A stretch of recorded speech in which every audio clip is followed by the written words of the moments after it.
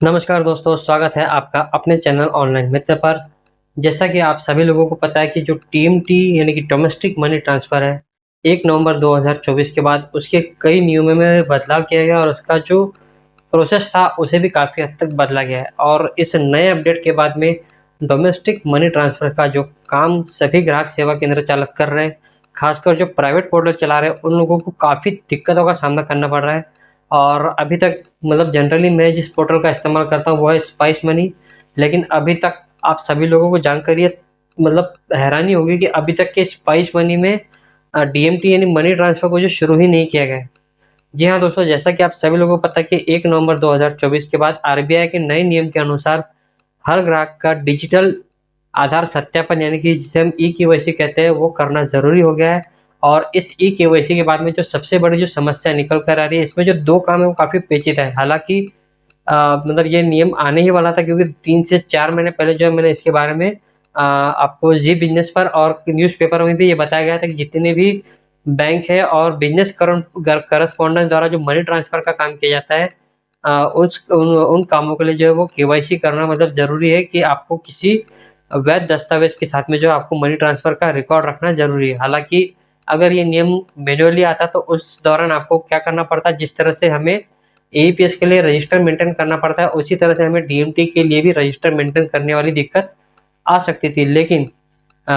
इसे जो है पूरी तरह से डिजिटल केवाईसी के माध्यम से करने की वजह से अब हमें इसका जो है वो कोई मैनुअल रजिस्टर बनाने की आवश्यकता नहीं है। लेकिन डिजिटल ई-केवाईसी करने के बाद जो सबसे बड़ी दिक्कत आ रही है, वो आ रही है दोस्तों इसकी लिमिट को लेकर। दरअसल आप सभी लोगों को पता है कि पहले की जो व्यवस्था थी, वहाँ पर हम ईज़िली वन टाइम में ही 25,000 रुपए का डीएमटी एक मोबाइल नंबर के द्वारा कर सकते थे। और अगर किसी कस्टमर को 50,000 रुपए डालने हैं या फिर उससे ज़्यादा की धनराशि जो है वो अगर अपने बैंक खाते में डलवानी है, तो वहाँ पर वो हम ग्राहक से 2 मोबाइल नंबर या फिर 3 मोबाइल नंबर का भी इस्तेमाल बढ़िया आसानी से कर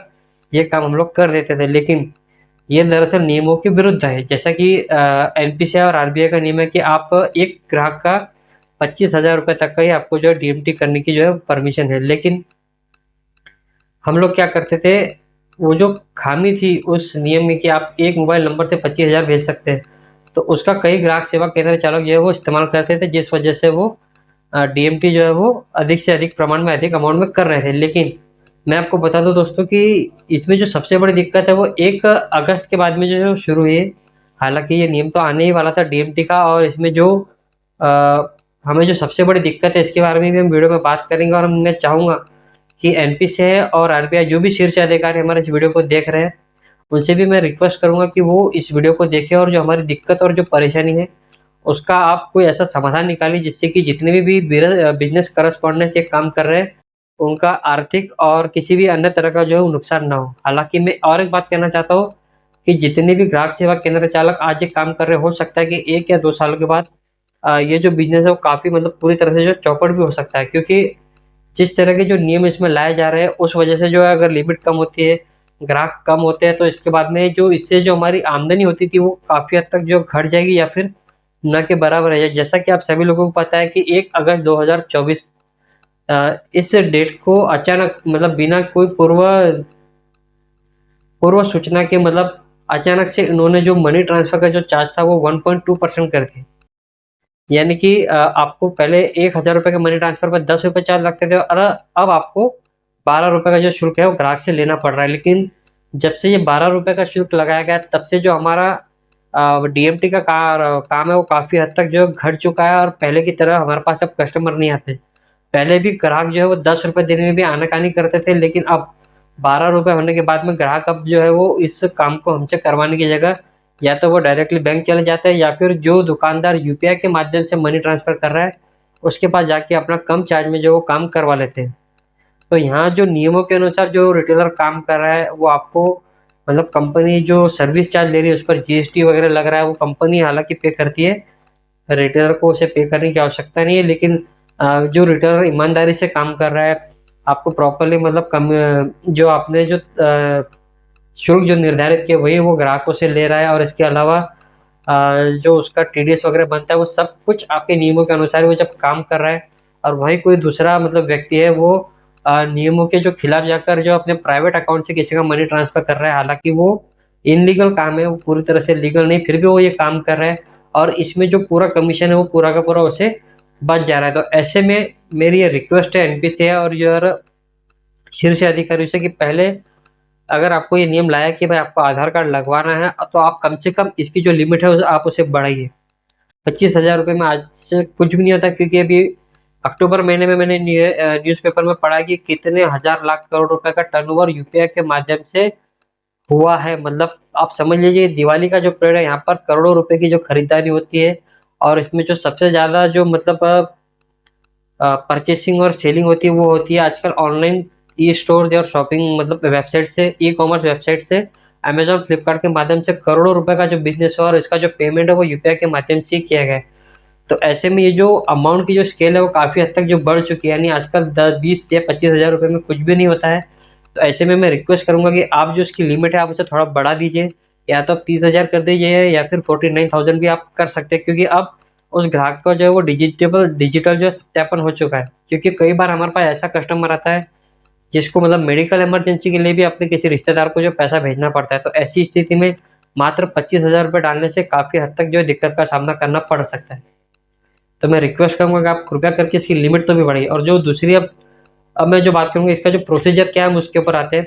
तो अभी मैं सिर्फ एयरटेल पेमेंट बैंक की आईडी का इस्तेमाल कर रहा हूँ, क्योंकि पे नियर बाय की आईडी में भी मेरा मनी ट्रांसफर में मुझे कुछ दिक्कत आ रहे हैं। और जो स्पाइस मनी उसने तो अभी तक अपना ये काम शुरू ही नहीं किया। हालांकि जो ये बाकी के जो 2 पोर्टल में इस्तेमाल करता हूँ, मल्टीपल जो पोर्टल मैं उस पर भी आऊँगा पहले, लेकिन जो मैं बाकी के मल्टीपल पोर्टल सिर्फ बैकअप के लिए इस्तेमाल करता हूँ, मैं सबसे ज़्यादा जो है वो स्पाइस मनी का यूज़ करता हूँ, क्योंकि उसका जो यूज़र इंटरफेस है वो मुझे काफ़ी ईजी लगता है बाकी कंपनियों की तुलना में। जहाँ मैं बात करूँ एयरटेल पेमेंट बैंक की, तो वो 1-2 ट्रांज़ैक्शन के बाद अगर वो लॉगआउट मतलब समझ लीजिए लॉग आउट हो जाता है, तो उसे मुझे फिर से आईडी और पासवर्ड डाल के लॉगिन करना पड़ता है और वो थोड़ा-सा मुझे झंझट का काम लगता है। वो मेरे हिसाब से, बाकी आपको जो पोर्टल पसंद है आप उसका इस्तेमाल कर सकते हैं। तो अभी मैं फ़िलहाल एयरटेल पेमेंट बैंक का इस्तेमाल कर रहा हूँ और इसका जो प्रोसीजर है, हालाँकि एक और बात मैं बताएँ, अगर मैं आपको इसका लाइव वीडियो भी आप डेमो के तौर पर मैं आपको दे सकता था, लेकिन एयरटेल पेमेंट बैंक में जो है वो एक दिक्कत है कि उसमें ना तो आप स्क्रीनशॉट ले सकते हैं और ना ही उसका लाइव स्क्रीन रिकॉर्डिंग कर सकते हैं। तो ऐसे में मैं सिर्फ आपको मैनुअली बता देता हूँ शॉर्टकट में। सबसे पहले आपको मनी ट्रांसफ़र के टैब पे क्लिक करना है, वहाँ पर आपको ग्राहक का मोबाइल नंबर डालना है, जो ग्राहक आपके पास पैसा भेजने आया है उसका। उसके बाद में आपको कस्टमर का आपको सबमिट पे क्लिक करना है मोबाइल नंबर डालने के बाद। उसके बाद आपको वहाँ पर एंटर आधार नंबर का एक टैब देखने को मिलेगा, वहाँ पर आपको कस्टमर का आधार नंबर टाइप कर देना है और उसके बाद में आपको सबमिट पे क्लिक करना है और उसके बाद में कस्टमर के मोबाइल नंबर पर एक आपको ओटीपी आने वाला है। ध्यान रखिए दोस्तों, कई सारे रिटेलर पे कन्फ्यूजन आता है कि आपको आधार नंबर किसका डालना है। तो जो व्यक्ति आपके पास पैसे भेजने आया है, आपके सामने प्रत्यक्ष खड़ा है, आपको उसी व्यक्ति का आधार नंबर आपको वहाँ पर डालना है, न कि जो पैसे प्राप्त कर रहा है उस व्यक्ति का। क्योंकि आप जिसका पैसा जो आपके पास भेजना है आपको उसका जो फिंगरप्रिंट लेना पड़ेगा। और दोस्तों और एक बात, एयरटेल पेमेंट बैंक ने जो काफ़ी अच्छी की है उसके बारे में मैं अभी आपको आगे बता रहा हूँ। तो उसके बाद जैसे ही आपको ग्राहक का ओटीपी आएगा, आपको ओटीपी टाइप करना है और वहाँ पर आपको एक डिक्लेरेशन फॉर्म दिखेगा और वहाँ पर आपको उसका जो है ई-केवाईसी का जो चार्ज है वो भी आपको वहाँ नीचे दिखने वाला है कि वो चार्ज आपको 10 रुपये का जो अमाउंट लगने वाला है।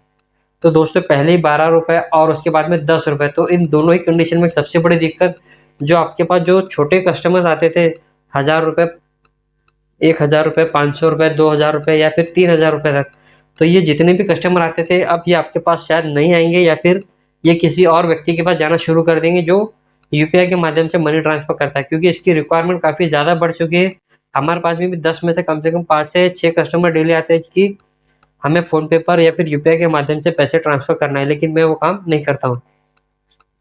उसका भी एक रीज़न है, पर उसके बारे में हम किसी और वीडियो में बात करेंगे। तो यहाँ पर एयरटेल पेमेंट बैंक ने दोस्तों क्या किया, जहाँ बाकी सभी पोर्टल आप चाहे किसी भी कंपनी का पोर्टल इस्तेमाल कर रहे हैं, तो वहाँ पर आपको क्या है फिंगरप्रिंट लगाने का एक ऑप्शन, एक सिंगल ऑप्शन है। लेकिन आप सभी लोगों को पता है कि कई सारी जो मतलब पोर्टल है जहाँ पर एईपीएस के माध्यम से आप फेस ऑथेंटिकेशन के माध्यम से भी आप जो है वो पैसा निकाल रहे हैं। तो वही एयरटेल पेमेंट बैंक ने मनी ट्रांसफ़र करने के लिए आपको 2 ऑप्शन दिए हैं, खासकर आधार सत्यापन के लिए, कि आप या तो फिंगरप्रिंट लगाइए कस्टमर का या फिर आप फेस ऑथेंटिकेशन के माध्यम से भी आप उसका जो है ई-केवाईसी कंप्लीट कर सकते हैं। तो ये उसने एक बहुत ही बढ़िया ऑप्शन दिया है, जिन कस्टमर्स का फिंगर मैच नहीं करता है उन कस्टमर्स के लिए आप फेस ऑथेंटिकेशन का भी इस्तेमाल कर सकते हैं और ये फिंगरप्रिंट डिवाइस लगाने की झंझट से भी आपको थोड़ी सी मतलब फ्री हिट देता है, ऐसा समझ लीजिए आप। उसके बाद में जैसे आप उसकी केवाईसी कंप्लीट कर लेते हैं, वो आपको पुराने मॉड्यूल की तरफ ही लेकर जाएगा, यानी कि जहाँ आपको कस्टमर का बेनिफिशियरी ऐड करना है। इस कंडीशन में आपको क्या करना है, कस्टमर का मोबाइल नंबर, सॉरी आपको उसका नाम, उसके बाद सेकंड टैब में आपको उसका मोबाइल नंबर पूछेगा, थर्ड टैब में आपको उसका अकाउंट नंबर पूछेगा, और उसके सॉरी वहाँ पर आपको आईएफएससी कोड पूछा जाएगा या फिर सेलेक्ट बैंक, और उसके बाद में लास्ट में आपको वहाँ पर अकाउंट नंबर टाइप करना है। और उसके बाद में यहाँ पर भी दोस्तों एयरटेल पेमेंट बैंक ने चेंजेस किए हैं, वो क्या है वो भी मैं बता रहा हूँ। पहले अगर आपको बेनिफिशियरी को ऐड करना पड़ता था, वहाँ पर आपको 1 रुपये का शुल्क लगता था, लेकिन जब से ये नया प्रोसीजर आया है तो वहाँ पर आपको बेनिफिशियरी ऐड करने के लिए 1 रुपया प्लस 2 रुपये, यानी टोटल 3 रुपये का जो चार्ज लगने वाला बेनिफिशियरी को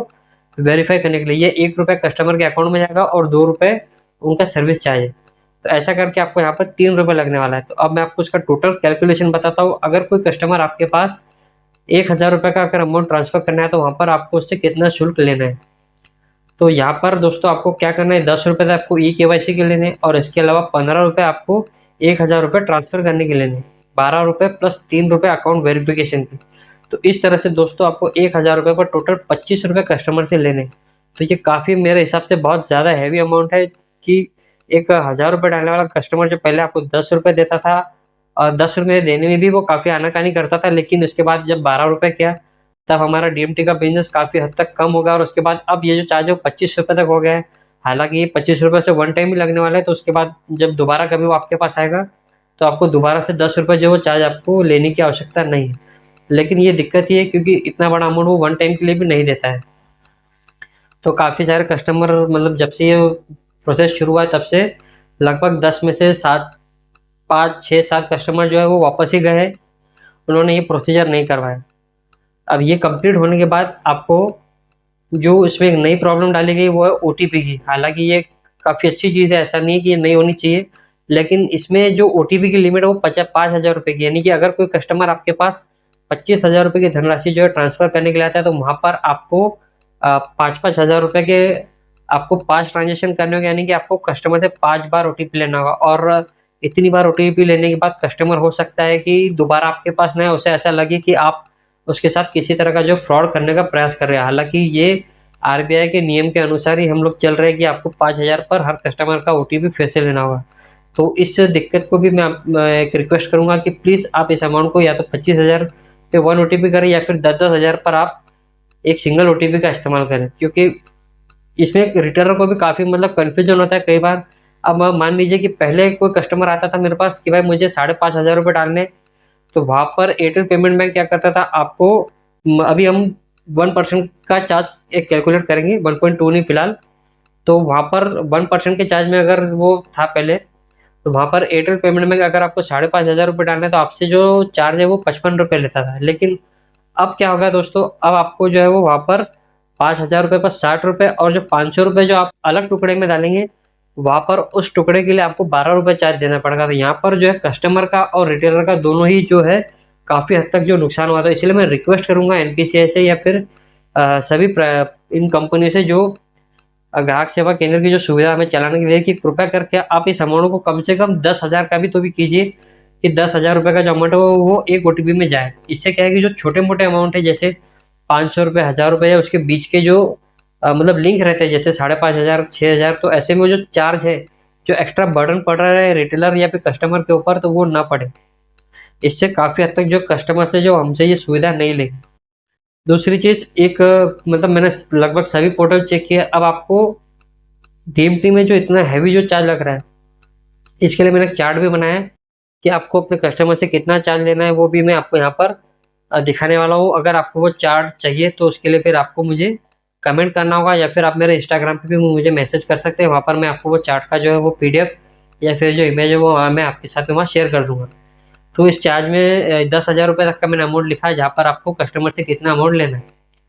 हो सकता है फिर आप इसे अपने हिसाब से भी मॉडिफाई कर सकते हैं, उसमें कोई दिक्कत नहीं है। और इसके अलावा जो दूसरी पॉइंट है कि अब किस कंपनी में क्या क्या बदलाव हुआ है, कौन सी कंपनी कितना चार्ज वेरीफाई के लिए ले रही है, कोई कौन सी कंपनी नहीं ले रही है, इस पर भी मैंने भी 2-3 दिन में कंप्लीट रिसर्च की। क्योंकि मेरे पास सभी पोर्टल नहीं है, तो मेरे आसपास के जितने भी रिटेलर है मैं उनके पास जाता हूँ, जो खासकर हमारे जो मित्र संबंध है जिनसे हम वहाँ जाते हैं, और उनके पोर्टल पर क्या चेंजेस हुए हम उसकी भी अपडेट उनसे लेने का प्रयास करते हैं। तो भी मैंने पाया है कि रैली पे कंपनी है, वहाँ पर आपको जो है डीएमटी करने के लिए जो वो 75,000 तक का जो अमाउंट आपको मिल रहा है। यानी कि एक कंपनी है जो आपको 25,000 की लिमिट से भी ज़्यादा अमाउंट जो है वो मनी ट्रांसफ़र के लिए दे रही है। तो दोस्तों हर चीज़ को आप नेगेटिव पॉइंट से मत सोचिए। हो सकता है कि आपका पोर्टल भी आपको कुछ दिनों में या फिर कुछ मतलब 1 से डेढ़ महीने में ये अपडेट वो आपको भी दे। अगर एक कंपनी ने लाया है और अगर वो आरबीआई के नियम के अंडर में ही चल रहा है, तो हो सकता है कि कोई और भी पोर्टल आपको ये सुविधा दे। फिलहाल उस पोर्टल का नाम है RNFI रैली पे। वहाँ पर आपको 2 मतलब मनी ट्रांसफ़र के टाइप दिखाई देते हैं, एक नॉर्मल मनी ट्रांसफ़र और एक पीपीआई मनी ट्रांसफ़र। तो नॉर्मल मनी ट्रांसफ़र में आपको नॉर्मली ई-केवाईसी करके 25,000 रुपये तक ट्रांसफ़र करना है, और जो दूसरा पोर्टल है वो है पीपीआई वैलेट। तो इसके लिए आपको आधार कार्ड के साथ में पैन कार्ड भी अटैच करना होगा, और वहाँ पर आप लोग 49,999 यानी कि लगभग 49,750 रुपये। दोस्तों ध्यान दीजिए, 49,000 और उसका जो चार्ज जो लगता है, जो 1.2% के कैलकुलेशन से, तो वो चार्ज उसमें से माइनस करके उतना अमाउंट वहाँ पर आप ट्रांसफ़र कर सकते हैं अपने कस्टमर्स को। तो ये एक RNFI की तरफ से आपको सुविधा दी जा रही है। हालाँकि मैंने वो पोर्टल इस्तेमाल नहीं किया है, हमारे नज़दीक के एक रिटेलर है, उन्होंने ये जानकारी मुझे दी है। तो अब इसमें कितने मतलब क्लैरिफ़िकेशन, उस पर मैं आपको एक वीडियो बनाकर मैं बताऊँगा। इसके अलावा जो थर्ड इसमें प्रॉब्लम है वो है मल्टीपल पोर्टल की। यानी कि अगर आप लोग मल्टीपल पोर्टल का अगर आप लोग इस्तेमाल कर रहे हैं, तो वहाँ पर एक कंडीशन है कि अगर, और ये प्रॉब्लम भी क्यों आएगा और इसका सॉल्यूशन क्या है, वो भी हम इस बारे में बात करेंगे। लेकिन फिलहाल अभी मेरे पास इसका सॉल्यूशन नहीं है। दरअसल ये जो ई-केवाईसी हो रही है वो वाईबीएल के सर्वर से हो रही है, यानी कि येस बैंक के सर्वर से हो रही है, और जितनी भी अभी पोर्टल वर्किंग है वो सारे के सारे येस बैंक से वर्क कर रहे हैं।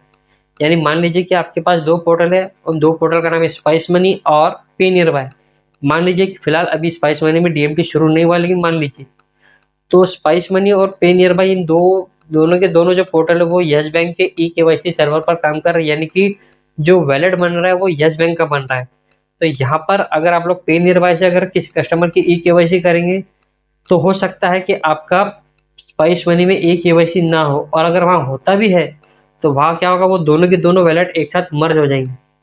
यानी कि अगर मान लीजिए कि आपको अगर किसी कस्टमर को अगर 20,000 रुपये ट्रांसफ़र करने हैं, और आप 2 अलग-अलग पोर्टल इस्तेमाल कर रहे हैं, स्पाइस मनी और पे नियर बाय, तो इन दोनों पर आपको ई-केवाईसी करनी पड़ेगी, जहाँ पर आपको 10-10 रुपये का चार्ज लगने वाला है। और दूसरी चीज़, अगर आपने पे नियर बाय से अगर आपने किसी कस्टमर को 10,000 रुपये का ट्रांसफ़र कर दिया, तो दूसरी जो चीज़ है वो होगी स्पाइस मनी की, तो वहाँ से आप उसे मात्र 15,000 रुपये ट्रांसफ़र कर पाएँगे, क्योंकि वो दोनों के दोनों वैलेट जो एक साथ मर्ज हो गए हैं, उसके सर्वर पर आपकी वो जानकारी फ़ीड हो गई कि ये जो कस्टमर है वो भले ही मल्टीपल पोर्टल का इस्तेमाल मतलब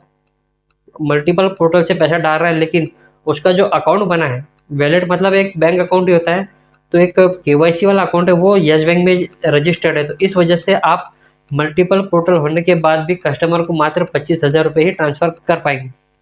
हालाँकि अब आगे हम देखेंगे, क्योंकि अभी आप सब लोगों को पता है कि हम जब भी एईपीएस का काम करते हैं या फिर डीएमटी करते हैं, तो वहाँ पर आपको अलग-अलग बैंकों के नाम आते हैं। जैसे कई बार हमने इस्तेमाल किया, तो मुझे एनएसडीएल मतलब स्पाइस मनी का मैं यूज़ करता हूँ, वहाँ पर जो सर्वर होता है बैंक का वो एनएसडीएल का होता है। कई बार वो चेंज होके फिनो पेमेंट बैंक का हो जाता है, तो कई बार वो वाईबीएल का भी हो जाता है। वो जो आपकी कंपनी है स्पाइस मनी या पे नियर बाय, वो अलग-अलग बैंकों के सर्वर के साथ में जुड़कर अपना ये काम करते हैं। तो यानी कि जहाँ पर कस्टमर को दिक्कत ना हो,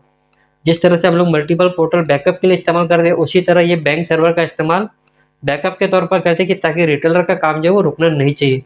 तो यहाँ पर आपको एक दिक्कत है कि 25,000 रुपये का ही आप ट्रांसफ़र कर पाएँगे अगर आपके पास कोई कस्टमर आता है, और दूसरी जो दिक्कत है वो 5,000 रुपये के ऊपर जो ओटीपी आ रहा है वो एक दिक्कत है। क्योंकि इसमें कन्फ्यूजन क्या हो रहा है कि कई बार अगर आपके पास कोई बड़ा अमाउंट आ रहा है, तो आपको बार-बार ओटीपी डालना पड़ रहा है। हो सकता है कि कोई कस्टमर आपके पास में 20,000 या 22,000 डालने को आए और गलती से आप उसे 25,000 ट्रांसफ़र कर दें, क्योंकि बार-बार आपको अकाउंट चेक करना पड़ेगा कि आप सही अकाउंट में डाल रहे हैं या नहीं। क्योंकि यहाँ पर जो हम वैलेट बना रहे हैं, वहाँ पर हम उसमें मल्टीपल अकाउंट भी ऐड करके रखते हैं। तो ऐसी कंडीशन में हमें बड़ी ही सावधानी से काम करना है, क्योंकि जहाँ ज़रा भी अगर हमारी नज़र चुकती है, तो वहाँ पर हमें आर्थिक रूप से काफ़ी ज़्यादा नुकसान हो सकता है। आज का वीडियो दोस्तों काफ़ी मतलब थोड़ा लंबा बना है, उसके लिए मैं माफ़ी चाहता हूँ, और इसमें कुछ पॉइंट है जो वो मतलब छोड़ दिए गए मैंने, क्योंकि और वीडियो उससे लंबा ना हो, क्योंकि इतनी देर तक आप लोग शायद वीडियो देख भी नहीं पाएँगे। माफ़ी चाहता हूँ, लेकिन इसके बारे में चर्चा हम कल करेंगे कि ये जो डीएमटी में जो नए अपडेट लाया गया है वो क्यों लाया गया है, और इसका रिटेलर को क्या नुकसान और क्या फ़ायदा होने वाला है, मतलब आपको मतलब आगे जो परेशानी है वो ये इस अपडेट के बाद में आपको क्यों नहीं होगी, इसके बारे में हम कल चर्चा करेंगे। फिलहाल आज का वीडियो काफ़ी लंबा हो चुका है, उसके लिए मैं माफ़ी चाहता हूँ। लेकिन आपसे एक रिक्वेस्ट है कि अगर आप लोग हमारे चैनल पर नए हैं तो आपसे रिक्वेस्ट है कि प्लीज़ आप हमारे चैनल को सब्सक्राइब ज़रूर करें, और अगर आपको वीडियो पसंद आता है तो वीडियो को लाइक और शेयर ज़रूर करें, और अगर आपको वीडियो सही में पसंद आता है तो आप इसे व्हाट्सएप पर भी शेयर कर सकते हैं अपने दोस्तों के साथ। चलिए मिलते हैं अगले वीडियो में, तब तक के लिए जय हिंद, जय भारत।